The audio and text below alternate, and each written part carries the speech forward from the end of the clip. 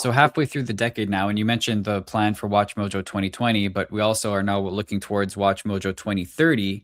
At this point, what is the outlook shaping up to be for WatchMojo 2030? What's the vision there? So WatchMojo 2030 is more ambitious, but is more realistic. But the main takeaway is it's like I call it the Battleship Strategy, which is two coordinates have to connect. And those coordinates, one axis is the product, the offering, the content, and then the other one is the distribution shelf where that content lives. So for example, for the past few years, we've been developing some games. So that will live on whether it's Steam or Switch or wherever. Like it's a different thing. Podcasts under the audio serve a different thing. We also have the Aria music album that will come out slowly but surely, but convincing the estate of a deceased Iranian singer to let us translate her lyrics into English in a reimagined hard rock song is not obvious, but I'm a Has that been an obstacle? I get it there. It's like Celine Dion, let us redo this in like Swahili as a heavy metal song. Yeah, Celine Dion's family could be like, I'm not so sure. Anyway, and then the other one is, I think for us, we have this huge catalog. So reimagining these as like what looks like TV channels. Mm-hmm. I think that is a huge opportunity. But then the other big one is the slate. I mean, to me, starting to finally block out the noise to produce these comedies, drama series and features. Tell me about the slate, because I'm not even aware of what that is, to be honest with you. So the slate is, let's say running out of ideas, a comedy series, which is, again, think The Office, but WatchMojo, where each episode is like, we got to do a list on this, and that creates friction. It's comedy. So that's one idea. Fait accompli is imagine Alexander the Great's life, but I might have mentioned this, but set in modern times. So it's a kid who is like young, his dad Philip is older, he wants to push Philip out. Alexander and his mom may have killed Philip, the king of Macedon, to turn it from like a dairy producing company to a fashion app. And whispering in this young Alexander's ear is his buddy who was gay because Alexander was bisexual. So it's like reimagining Alexander's life in modern times. So the slate is like the channel where all these things will live. Okay, so it's case by case. I think with WatchMojo, where the puck is headed, some of these we will be able to put it on Mojo TV, which is our fast offering. Some of these we could just take a shot and do TVOD. You have AVOD, advertising video on demand, SVOD, subscription on demand, TVOD, transactional video on demand, which by the way is OnlyFans business model. The reason why, just for research, the only reason why I realized, I was like, why is OnlyFans this successful to monetize? Like, why is it generating so much revenue? And I realized it's TVOD. Yes, some people pay, I guess, to engage with. Is it also like what pay-per-view is? Exactly. It's more like pay $5 to watch this episode. Yeah. So there's shows like that. But there's other shows like Countdown, which is like, again, the social network, but the YouTube through the WatchMojo fictionalized.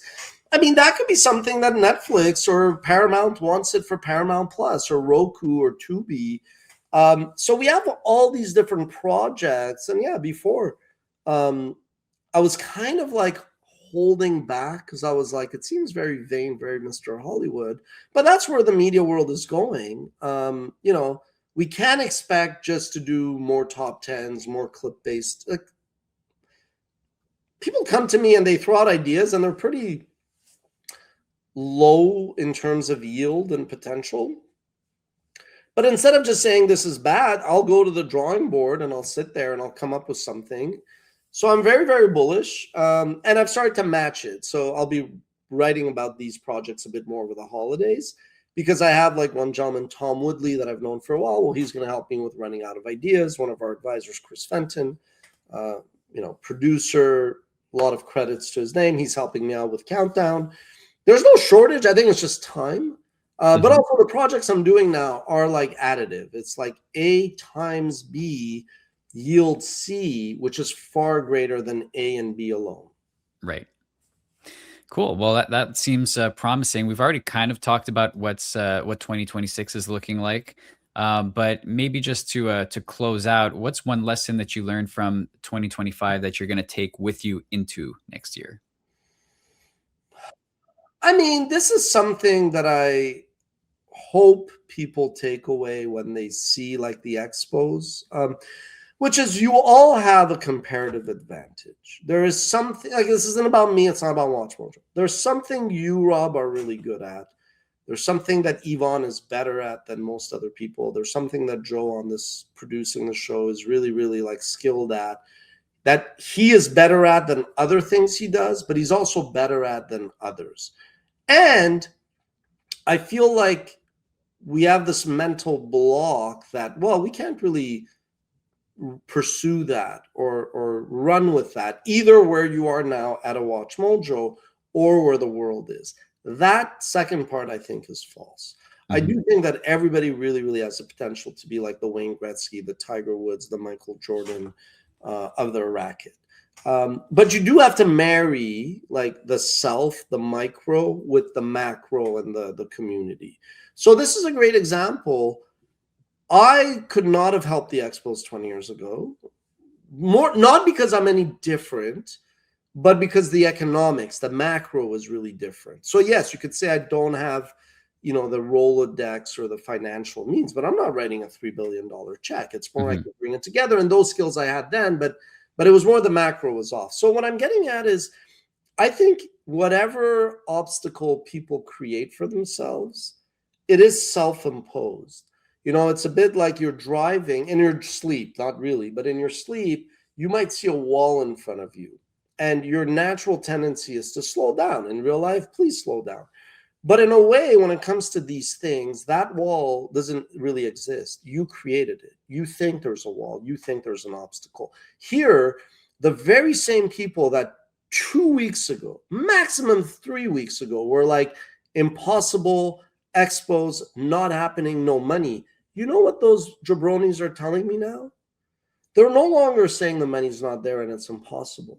Now they're like, well, why would you wait 4 years for the expos?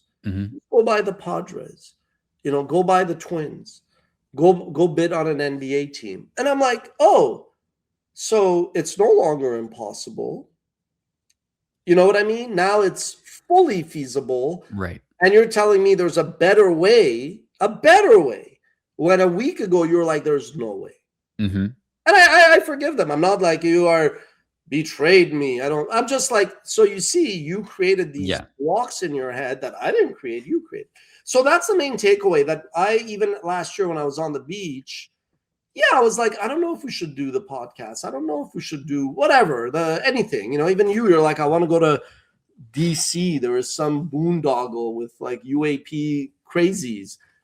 I'm like, great. I'm happy you want to go. I'm happy you want to wake up in the morning, go to the airport, put up with that, because most people are lazy and complacent. So I just, when I hear somebody willing to get out of their comfort spot, that's really the victory.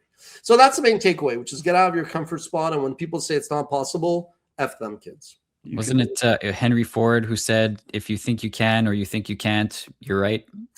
Well, I mean, I like this quote possibly, but I do remember his quote regarding the, if I just ask more people what they want, they will say what? They're going to say faster horses. Let me tell you this line. Okay, so I'm going to end it with you. William Randolph Hearst, by no means again. Again, Hearst, this guy, swashbuckling risk taker. His great grandkids now sitting there counting their nickels. Everything is crazy to them. That's why William Randolph Hearst put it in his trust that I don't want any of my kids and grandkids to run the company. He was smart.